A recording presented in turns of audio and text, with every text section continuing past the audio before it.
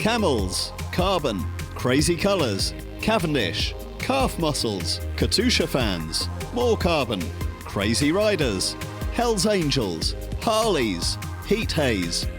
Yep, it's just another day at the Tour of Qatar. In fact, it's day 4, and here's what happened.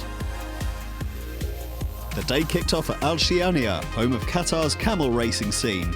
Barely a breath of wind in the air, well, by local standards anyway.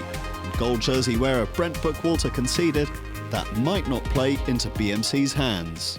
Yeah, the team's been really good, really deep in the wind in the first couple stages. But once again, not a factor we can control. So we'll get out there and be as prepared as we can and see how it unfolds. Mark Cavendish started the day just 8 seconds back in 4th place on GC, and he won this very stage in 2012. Remember, 2 daily intermediate sprints here carry time bonuses of 3, 2 and 1 second, with 10, 6 and 4 seconds up for grabs at the finish line. So, out of the racetrack and past the non-plus dromedaries. And from there, straight onto a long stretch of 4-lane motorway, the peloton taking on the form of a snake as it used the whole width of the road to follow the early attacks. All the early excitement led to a strong collective urge to empty bladders, and that allowed 3 riders to slip away. They were Andrei Grivko of Astana at 38 seconds on GC, Gatis Smukulis of Katusha at 46 seconds, and Pirmin Lang of IAM, a long way back on GC. Brave to join a 3-man move on such a hot day, and with 160 k's of riding, the tarmac appearing to melt from a distance. The trio rolled through the first intermediate sprint at 37 kilometres without contesting it, as their advantage swelled to over 7 minutes.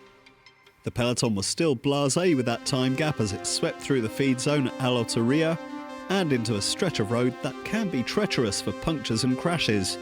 Filippo Pozzato and Blaise Sonnery both breaking collarbones here within 10 minutes of each other last year.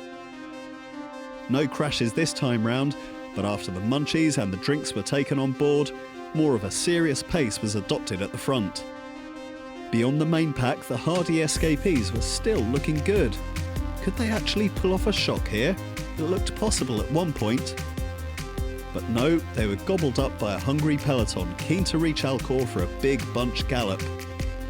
And when it comes to those, there's no looking beyond Cavendish.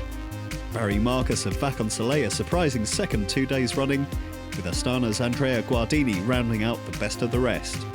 The gold jersey of Bookwalter was held up by a crash in the final kilometre.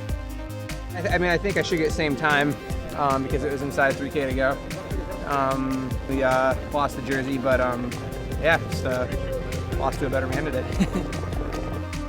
Indeed, Cavendish is the new leader of the Tour of Qatar, 2 seconds ahead of Bookwalter, his intimate knowledge of the finish paying dividends. I knew I had to be on the left and the majority of the peloton would swing right because the road bears right, you know. So I came that surf side onto an enduro ride, and then I knew if 200 got it, just go. Last year on this stage I went about 300 to go, but just left it a bit later today. I did a big sprint yesterday, and I'm really happy to win. Cavendish's golden touch putting him in the gold jersey for Thursday, but behind him the top 10 is entirely packed with riders from BMC and Sky, so 2 very interesting days to come. Oh, and the crazy riders referred to at the start of the report? Well, after 160 k's of racing through a scorching desert, how about another 50 k's motor-paced back to the hotel? Phil Sheehan, GCN in Qatar.